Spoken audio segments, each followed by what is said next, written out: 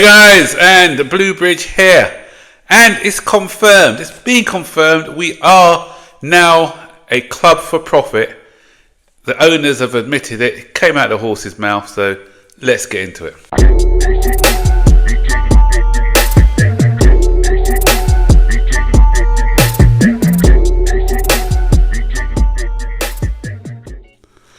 So, I'd like to apologise to all those people I've been going backwards and forward to when I tried to defend the owners when they came and took over at Chelsea, because I did say they want the best for Chelsea, but do they want the best for Chelsea or the best for their pockets? News came out earlier yesterday about, or the day before, about Todd Boehly and how he's exploiting the fans. There's a company which he part owns, and they sell tickets to Americans and others at a higher rate, stopping proper club supporters like myself from getting tickets. Okay, news came out today that he may not be getting profiteering from it, but it's not a good look. It's not good optics, whatever it is, because with the way that the fans are feeling about the owners at the moment, it's not good.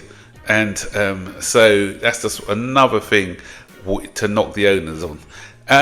But what came out yesterday, which kind of reinforced it for me, that the owners are not in it to make us competitive, but more to make a profit, is the statement that they did straight after the transfer window. Another briefing, but this briefing didn't go down too well if you read between the lines, and it reads: Chelsea believe their focus on bringing down base salaries and recruiting youth is creating an environment where even signings who do not work out at Stamford Bridge can realistically attract buyers elsewhere in the Premier League, Europe or Saudi Arabia. So what's that saying to us? That's why what we're seeing is we're not buying anyone over the age of 23, and we haven't played anyone who's over the age of 30 in this squad. So now it's beginning to make sense. There was something, was it when we were going for James Maddison? Apparently the story went a couple of seasons ago. The reason why we didn't entertain that is because he was 25. 25 is no age, but that's why we didn't get him. And so why are they getting people on these 10-year contracts? Is to maximize their potential profit. Because the thing is, if you're signing people on big contracts, as the contract runs out, if you've still got 4 years left on your contract, they can still command a high fee for this particular player. So at the beginning we thought it was for atomization reasons. Maybe it was, but the reason they're still, although you can only atomize 5 years now, they're still signing people on these long contracts, and it is to preserve their value, to keep their value up, so that later on down the line they can sell these players at a profit. So yeah, all well and good. I can understand that we need to be self-sustaining. I can understand all that. I can understand that the wage bill was high under the previous regime. Yeah, I get all that. But we need to be competitive now as well as in the future. And it doesn't look like it, because it looks like, as I said in a previous video, as soon as we fall in love with your Cole Palmers, with your Esteval Williams and other players, they're going to be sold on. So that's the reality of it at the moment. So until I can see otherwise, that's what I think is going to be happening at Chelsea. So, they've modelled us on, I used to criticise people when they said they've modelled us on Brighton, but that's what it's looking like, that we've been on this Brighton model. They've seen how it works with them, and but Brighton, that's what keeps them in the Premier League. We are a team who need to be competitive, who need to be competing Champions League, who need to be up there challenging for the league titles. We can't do that if we are playing with a squad. As soon as a squad matures and their values at the maximum, then they go and sell them.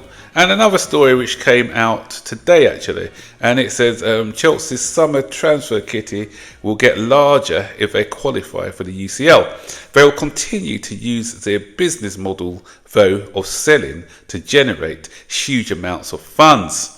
So that's another thing what tells us that we are going to be selling. Okay, we did that. A lot of people are going to say, hold on, Max, but we did that under the old regime as well when Roman Abramovich was there. But the difference is we had a proper first 11 of stars instead of stars. We didn't sell our stars unless they wanted to go, like for instance, or the manager no longer wanted them.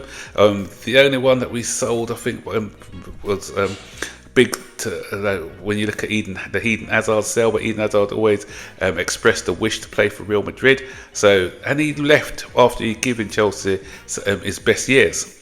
And the likes of Drogba, Lampard, they stayed at the club for ages. And the people that we did buy were these younger players who we loaned out and maybe sold at a profit. So, but they weren't really part of our first team squad. And that's another way of keeping the revenue up, by getting in these sort of average type players and selling them at a profit. The only ones, obviously, we look at the Salahs and the De Bruynes at the time, who probably proven to be mistakes at the time. But most of the time that model kind of worked, and most of the players went on and they didn't really achieve something where Chelsea would regret letting them go, apart from, as I said, the two I've mentioned. And the other thing that these owners haven't taken into account is the fact that the loan system has changed. Back in the day, Chelsea could loan out 20 odd players and get a loan fee, and obviously build out their reputation and maybe sell them on afterwards. But now, especially the international loans, that loophole's been closed now, so we can't be loaning out players. So we've got to be smarter in who we buy. And because of that, and because of what it's doing, as I said, it works at the beginning, but as I mentioned when I spoke about Tell and others, people are seeing through us now and seeing that there's no pathway, and you're going to get clubs or players turning us down because they don't see any way of breaking through into the Chelsea team. So the wages are not as attractive as they used to be. So there's no reason to join Chelsea these days. So we've got to be careful about this particular model. So I'm not happy with it, because I want us to stay competitive. I want to remain competitive. And if we go down the road of this model, then yeah, we'll be very well off financially, but poor on the pitch when it comes to results. I may be wrong. I may end up saying, okay, this was a genius plan. After 2 or 3 years, it may work, but as I said, after 4 windows, I haven't seen anything. But hopefully they change my mind, because I don't mind proving to be wrong. I don't mind if I come back in a couple of years' time and say, "Wow, genius, it's worked," and they've gone against what I think they're doing, and they may have a plan to keep players and not sell them on. But as I said, only time will tell. So, guys, what do you think of all of this? Are we now a selling club? Are we ever going to get competitive again? Or am I, again, being a bit too overreactive? Stick your comments in the section below. Don't forget, like, subscribe, turn on post notifications to be notified every time I make a new video. So, take care.